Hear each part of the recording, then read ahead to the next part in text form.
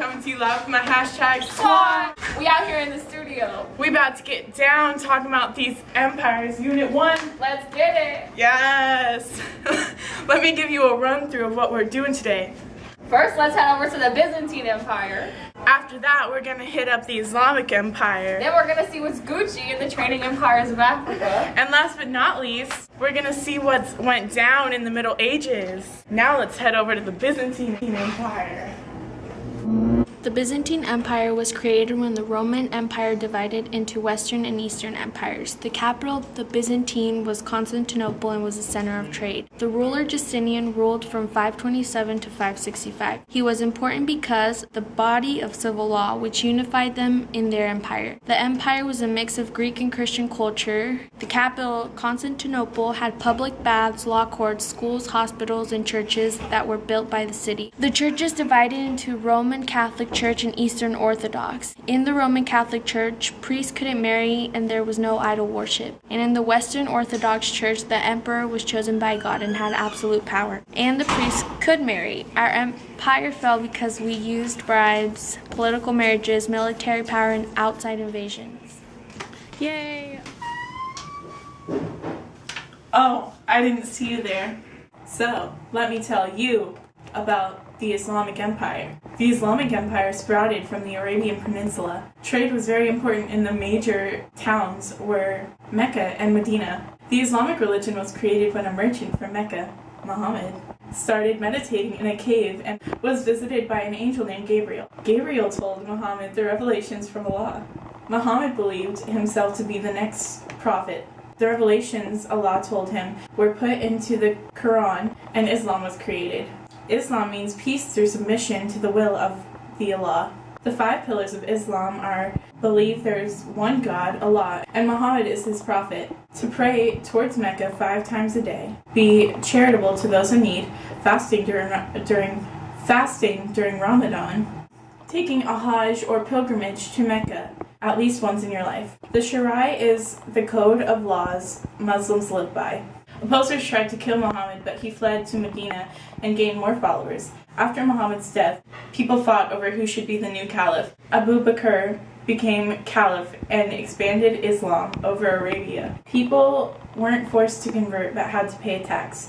A new caliph was created under the Umayyad Empire. 2 groups fought over who should become caliph. These became the 2 branches of Islam, Sunnis and Shiite. In 725, they expanded Muslim territory to Spain. In 732, they tried to expand to France but were defeated at the Battle of Tours. The fall of the Umayyad Empire was because they had internal issues such as leaders became corrupt, favored Arabs, created a division in Islam, taxed non-Muslims and converts more, and their military was defeated numerous times.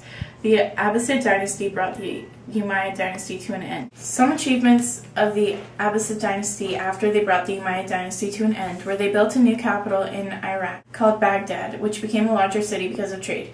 They encouraged a cultural outlook which supported converts and non-Arabs. They were known for charity work and supported the arts. They conquered areas, and this allowed Muslims to control trade across the Mediterranean, Indian Ocean, and on land.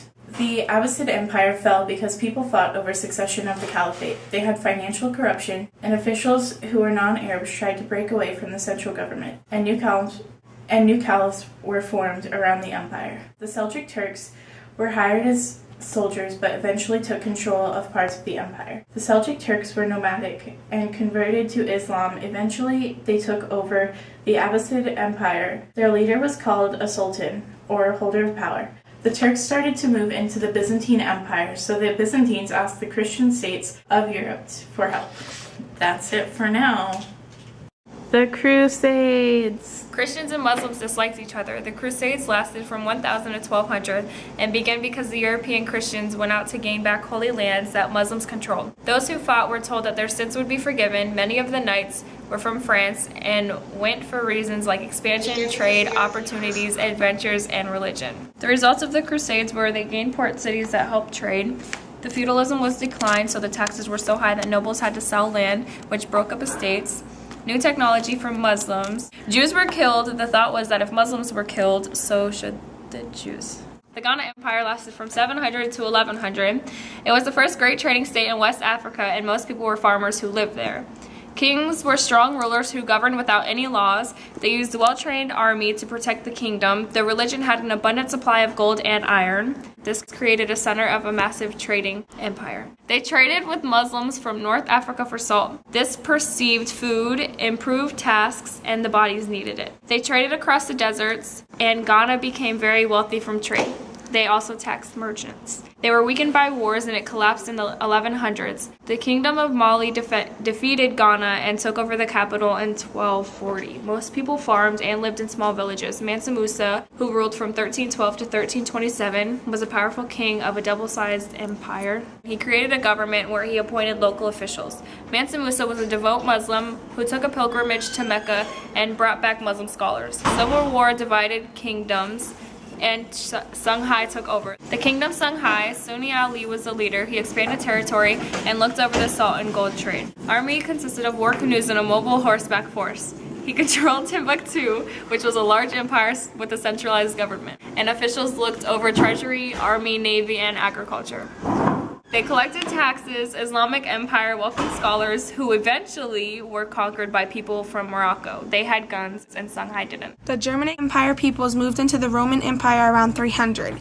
Disruption of trade. It was unsafe for merchants. No trade equals no cities. The Kingdom of Frankish was established by Clovis, a strong military leader who around 500 became the first Germanic ruler to convert to Christianity. He supported and got support from the Roman Catholic Church. German law was money that was paid by the wrong to the victim based on social status. The church played an increasingly important role in the growth of the new European civilization, unified people under one religion. Charlemagne ruled from 768 to 814, ruled much of Western and Central Europe. Carolingian Empire. He combined Roman, Christian, and Germanic culture. Education and culture were very important to him.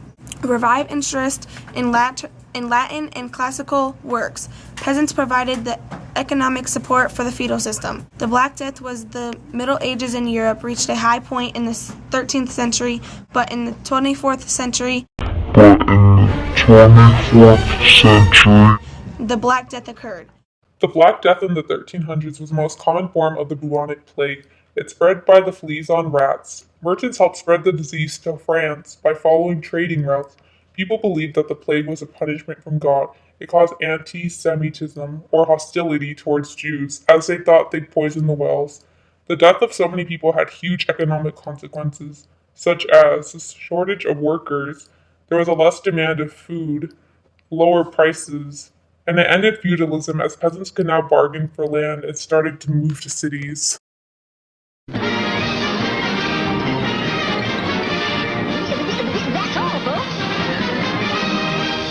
Bubonic Plagoo.